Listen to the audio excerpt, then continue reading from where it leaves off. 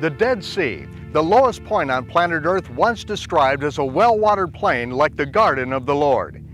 Nearly 4,000 years ago, the crust of the earth split open, and out of its bowels belched fire and brimstone that rained down upon the cities of Sodom, Gomorrah, Admah, and Zeboim. Abraham stood in the door of his tent on the other side of these mountains and watched as the cities and their inhabitants were incinerated in the inferno.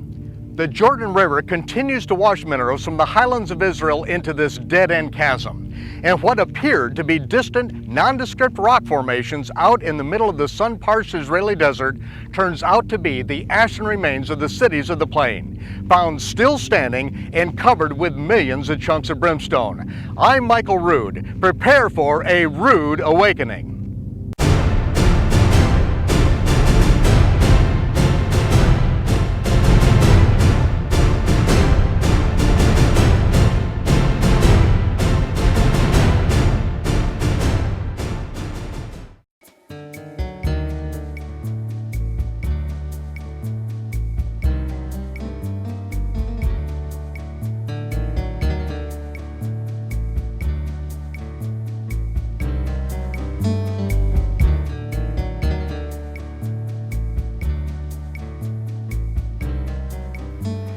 In the book of Genesis, we read that God instructed Abraham to leave the land of Babylon and its perverted system of sun god worship. The Almighty had already confused the languages and scattered the inhabitants of Babylon to slow down the development of Nimrod's political, economic, and religious world government system. The worship of Nimrod's son, Tammuz, the reincarnated sun god, and the worship of Nimrod's wife, reincarnated as Ishtar, were both fragmented into divergent cults at the Tower of Babel. For thousands of years, religiously motivated military campaigns kept these once unified peoples from joining forces to rebuild the one world government that Nimrod had begun. Raised in the land of Shinar, Abraham was instructed to leave Babylon behind, crossing over the Euphrates River into a land that God would give his descendants. Abraham became the first Hebrew meaning to cross over, when he crossed over the Euphrates, leaving Babylonian paganism far behind. The Hebrew scriptures from Genesis to Revelation clearly define God's intention to purge pagan sun god worship from the land promised Abraham and then from the entire earth. The Creator has determined the purpose of life, and he states emphatically how he does and does not wish to be worshipped. Abraham was 75 years old when he left Babylon, bringing his nephew Lot and their families with him. Upon entering the land, Lot joined himself to a prosperous culture that had developed on this then fertile plain. Lot took up residence in the city of Sodom. The prophet Ezekiel said that the sin of Sodom was pride, fullness of bread, and abundance of idleness. She did not strengthen the hand of the poor and needy. They were haughty and committed abominations. Sorry for this rude interruption, but if you want to know how to get on the bad side of the Almighty, search the scriptures for what God calls an abomination. The word abomination is translated from the harshest words in the Hebrew language, toavah and sheketz, and they mean perverted, disgusting, repulsive, sick, putrid, vile. You get the picture. Their self-indulgent lifestyle led to a perversion named after the city, sodomy, commonly known today as homosexuality. Abraham was forewarned that the sin of Sodom might have reached the point that divine intervention was required. Two angels who appeared as men left Abraham's tent to see what was transpiring in the city of Sodom. Upon arrival, the angels were welcomed into the home of Lot, but an aroused group of homosexual men demanded that Lot send these strangers out to them so that they could rape them. Lot refused, so they attacked him on his front porch. The angels pulled Lot to safety inside the house and smote the entire mob with blindness. The scriptures record that they wore themselves out as they groped the house looking for the door. At sunrise, the angels took Lot, his wife, and 2 daughters by the hands, dragging them away from the city. Soon, fire and brimstone rained down from heaven, turning the city into a raging inferno. That is when some scientists believe that the 3,000-mile Great Rift Valley was formed, when the earth's crust fractured and belched fire and brimstone into the heavens. As the brimstone showered down upon the cities, Abraham saw the smoke of Sodom rise up in the distance. But until the smoke cleared, Abraham had no idea that Lot was saved from destruction.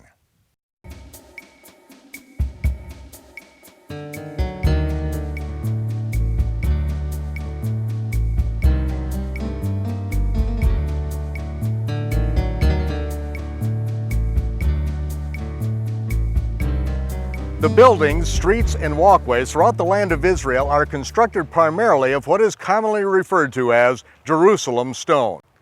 Like the walls of the ancient city of Jerusalem behind me, a calcium rock which is as abundant in Israel as stray cats in the old city. And if you've ever been here, you know what I mean. The inhabitants of Sodom and Gomorrah would no doubt have taken advantage of this most common building material for their homes, palaces, and fortress walls, just as is used throughout the land today.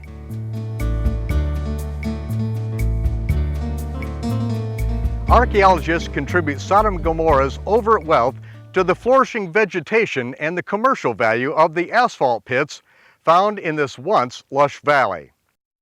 Asphalt, oozing from deep in the earth, turns this wadi into a surreal landscape. The builders of the cities on this plain had access to an unlimited supply of asphalt with which to cement their buildings into indestructible fortresses. Indestructible until burning brimstone rained from the sky, igniting the asphalt mortar and turning the city into a furnace.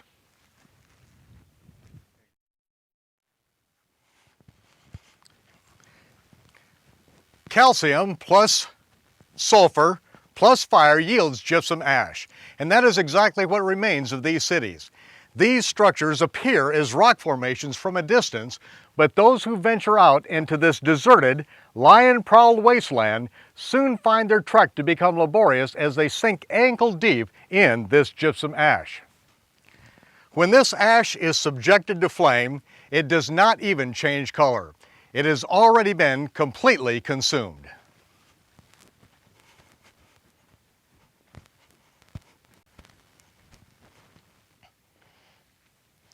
Substances burned with sulfur can have a higher remaining ash weight than the original substance. That may explain, in part, how this sphinx-shaped object and others like them can remain standing throughout the centuries. The layers of ash, twisted and warped by the intense heat, finally settle into a form that much resembles the original object. The minimal rainfall on this desert contributes to the longevity of these structures, slowly compacting the layers of ash through the centuries.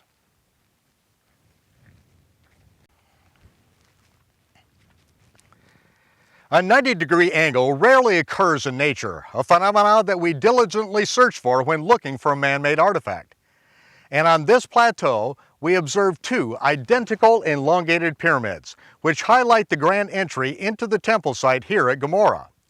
They are identical in length, width, height, and angle of incline, an impossible combination for a naturally occurring rock formation. The entire area surrounding Gomorrah is rock. These are the mountains of Judea, and we are standing on the remains of Herod's mountain fortress of Masada. At its base are the stone-cordoned encampments of the Roman army that besieged the Jewish zealots who were barricaded on this mountain after the destruction of Jerusalem in 70 of the Common Era. The Romans encamped on the gravel bed of this surrounding plain. But the city of Gomorrah, beyond these encampments, is unique in its structure and composition.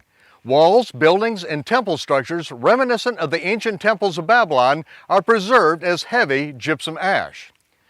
Moses referred to the condition of this area by saying, "The Lord overthrew Sodom, Gomorrah, Admah, and Zeboim in his anger and wrath.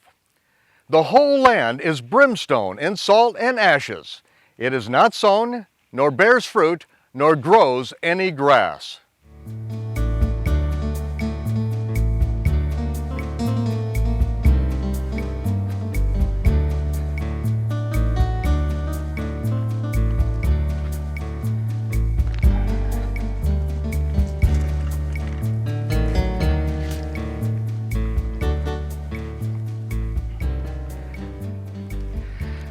desert gazelle scrap a meager menu from the stubble that grows from the bottom of the wadis, dry riverbeds that are occasionally flooded by rainwater cascading from the Judean mountains.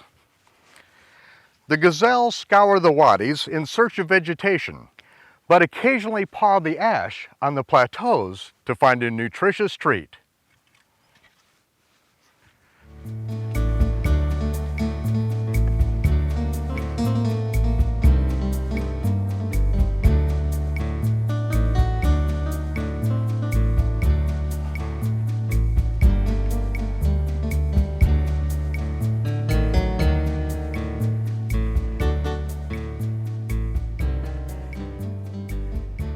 This is a natural mineral salt lick, the salt of which Moses spoke.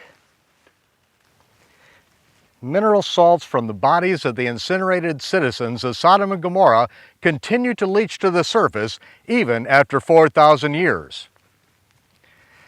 After the atomic bombs were dropped that ended World War II in the Pacific, U.S. military inspectors at Hiroshima found piles of white powder near the blast site.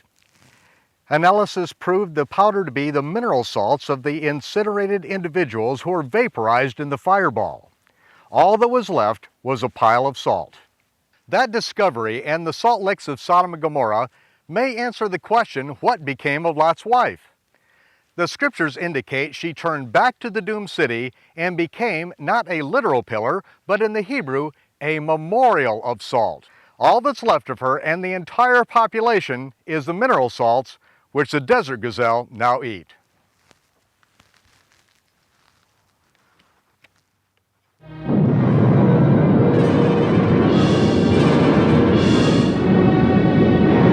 No!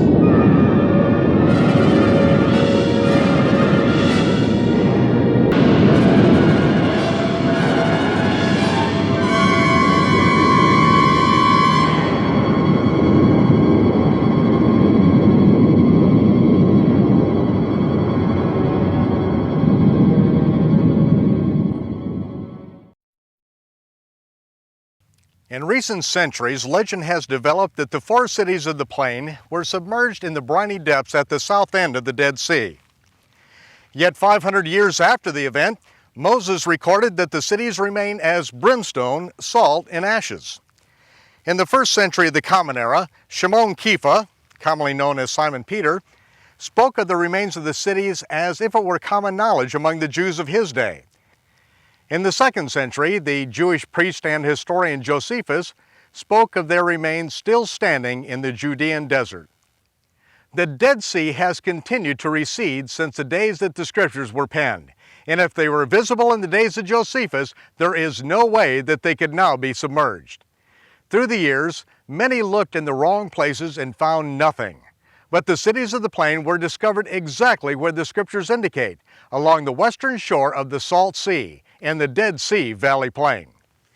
In the book of Genesis, we read, "Before the Lord destroyed Sodom and Gomorrah, Lot beheld all the plain of Jordan, that it was well watered everywhere, even as the garden of the Lord." We also read that the kings of the land of Shinar made war with the kings of Sodom, Gomorrah, Admah, Zeboim, and Zoar. All of their armies were gathered together to fight in the valley of Sodom, which after the destruction of those cities is now called the Salt Sea. The location of the four cities is cited in the scripture when describing the borders of the land of the Canaanites, which was from Sidon, as thou comest to Gerar, unto Gaza, as thou goest unto Sodom and Gomorrah and Admah and Zeboim, even unto Lasha. The four cities could only form the border of the Canaanites if they were spread out along the Jordan River Valley and not grouped together at the south end of what is now called the Dead Sea. In the first book of Shmuel, we read, "The Philistines camped at Michmas, and raiding parties went out from the camp in 3 detachments. One turned toward Ophrah in the vicinity of Shual, another toward Beth-horon, and the third toward the border of the land overlooking the valley of Zeboim, facing the desert. Again, the location of the remains of Zeboim is north of the Dead Sea and is designated as facing the desert in the Great Rift Valley east of Michmas. These four locations have yielded the same ashen features and brimstone remains that we see here in the city of Gomorrah.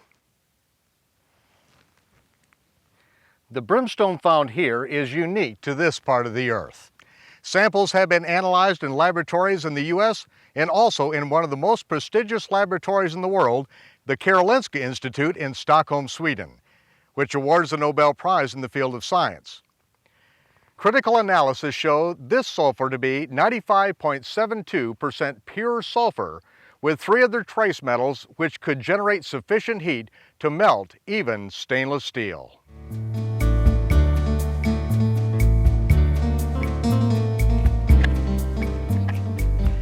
Several years ago, I spent an entire week camped out under the stars here in the city of Gomorrah. I'd heard that an archaeologist in the early 1800s had found this site and reported its location. In 1989, another archaeologist stumbled onto this site while working in the area. When I was introduced to the evidence, I was compelled to make a journey to this desert. Trudging my way through the ash by the light of the full moon, I crested an ashen incline onto this moonlit plateau. Pale yellow balls of sulfur, exposed by a recent fall rain, were perched on the surrounding ash. I crushed one between my fingers and inhaled. This was the reason that I journeyed over 8,000 miles. As a skeptic, I had to see and smell this testimony for myself. I returned to Jerusalem a week later with a suitcase full of brimstone. Finding friends in the old city, I related my adventure to a growing audience who was eager to see if brimstone would still burn after 4,000 years in the desert. Touching a match to a small piece, it immediately became a black oozing mass with a purple flame. We began to choke and gag as the hot sulfur dioxide fumes seared our lungs. We evacuated the building and got the brimstone out of the building onto the street where it burned itself out. And that was the last time that I lit brimstone indoors. But I did learn a valuable lesson. Being unable to breathe in the presence of the poisonous gases emitted from the brimstone, the inhabitants of the cities would have been rendered unconscious. They would have died a relatively painless death before their bodies and diseases were cleansed in the fire. Even in judgment, our Creator is merciful. Why did God destroy Sodom and Gomorrah? Because they couldn't find any faithful men, any godly men. People was doing evil. Lust, city full of lust. The sinfulness of them had reached his nostrils in heaven. Was that right? They sinned in a way that we shouldn't sin. Stealing, hurting each other. I have no idea. Because they were having all those sex orgies, I just told you. You name it. Whatever they had back then. He got angry, sin, disobedient, worshiping other gods.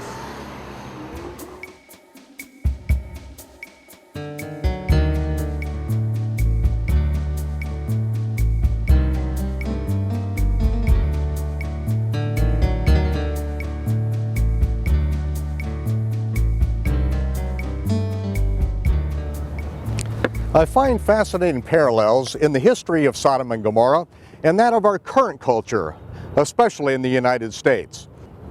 The document, which has become commonly known in America as the Declaration of Independence, recognizes that the Creator has endowed every human being with absolute rights, that no civil or religious entity has the right to alienate from the individual.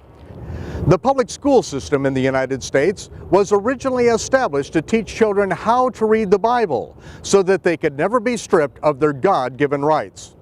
For the past several generations, however, the Department of Re-Education in Washington, D.C. has forced the once independent schools to teach that life is just the result of millions of years of aberrant chance mutations in a purely mechanical universe, and there is no creator. The nice sterile term for this is evolution. But if there is no creator, then there are no creator-given rights upon which our republic was founded. Without God-given rights, we are left with only government-given rights. And what the government giveth, the government taketh away. If there is no Creator, we have neither God-given rights nor God-given responsibilities. There is no right or wrong. And we, like all animals, are reduced to survival of the fittest. And if it feels good, do it.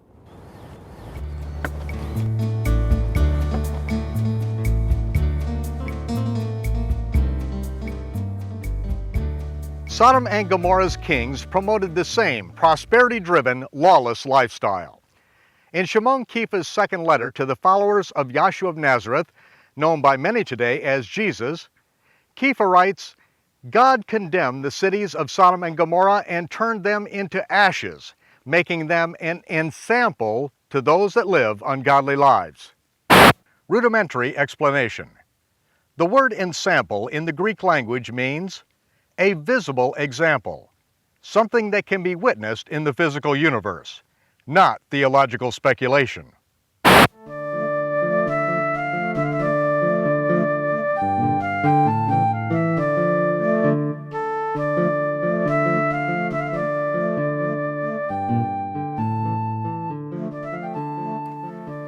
Just as surely as the Almighty does not rain fire and brimstone down on every generation or city in which there's gross wickedness, He has left a testimony in the earth for these last days. God is the righteous judge, and if you decide to live an ungodly life, your judgment is just as sure as the judgment of Sodom and Gomorrah. The remains of Sodom and Gomorrah are also a testimony to the righteous. Lot remained righteous in the midst of a sick, twisted, and perverse world. God delivered the righteous in the day of His judgment then, and He will deliver the just as He shakes the earth in these last days.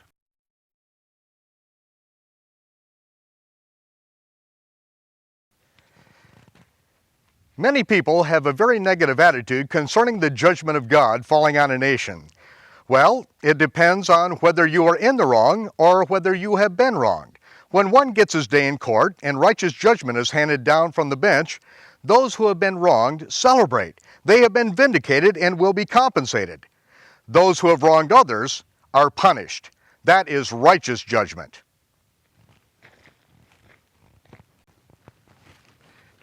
God's judgment on Sodom brought relief to those who were shackled in dungeons until they were abused to death.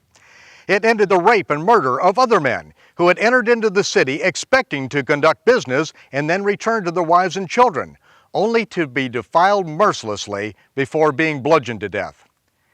It ended child pornography and sex slave markets. It ended kidnapping and prostitution rings.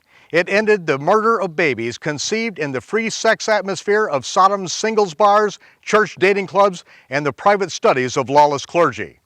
Perhaps it ended the first syphilis and AIDS epidemics that would have wiped out the world before the age of modern medicine.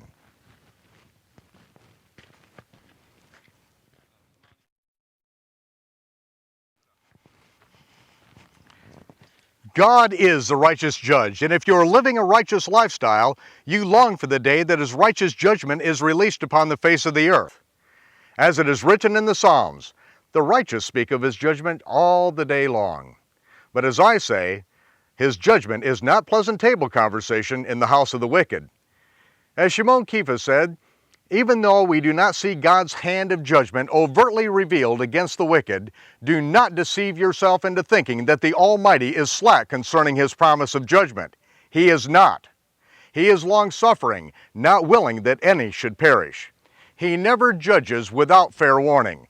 Consider this fair warning. The day, the millennium of the Lord, is at hand.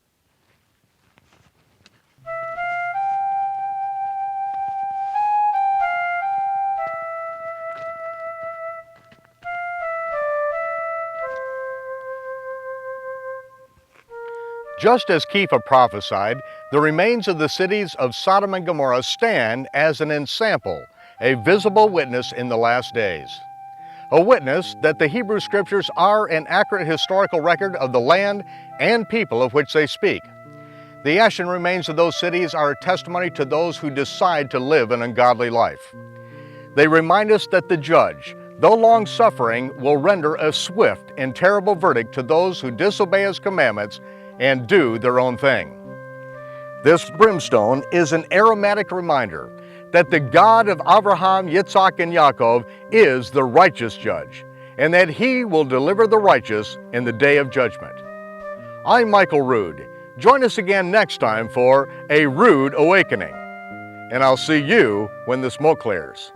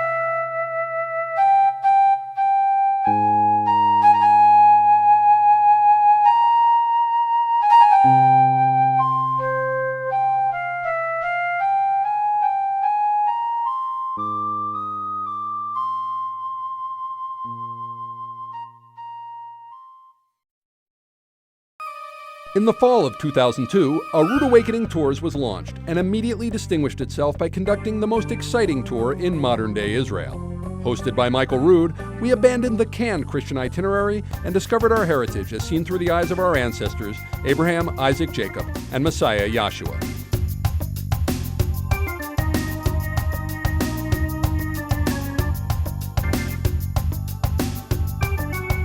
Believers from around the globe united in a quest to discover the Hebrew roots of their faith and witnessed history and prophecy unfolding before their eyes.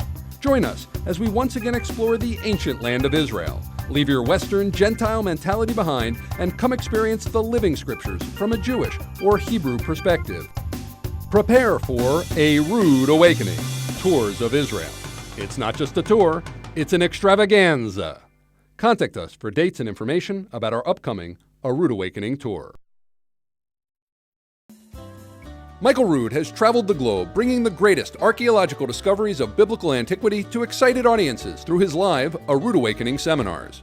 Now, individuals, families, home study groups, and congregations around the world can experience these same life-changing teachings that have captivated viewers of all ages. These revolutionary seminars, including the one you are now enjoying, are available on VHS and DVD, as well as many on audio cassette. All timeless treasures that will inspire and provoke you to a deeper spiritual walk. Michael's new groundbreaking A Rood Awakening television series is available on VHS and DVD. Collect the entire series as a comprehensive set of instructional tools for the entire family. And join Michael in the land of Israel as he explores the scriptures from a Jewish or Hebrew perspective. Log on to our website or call or write today for your free Rood Resources catalog and receive a complimentary Rood Review 60-minute video sampler to share with friends, family, and complete strangers.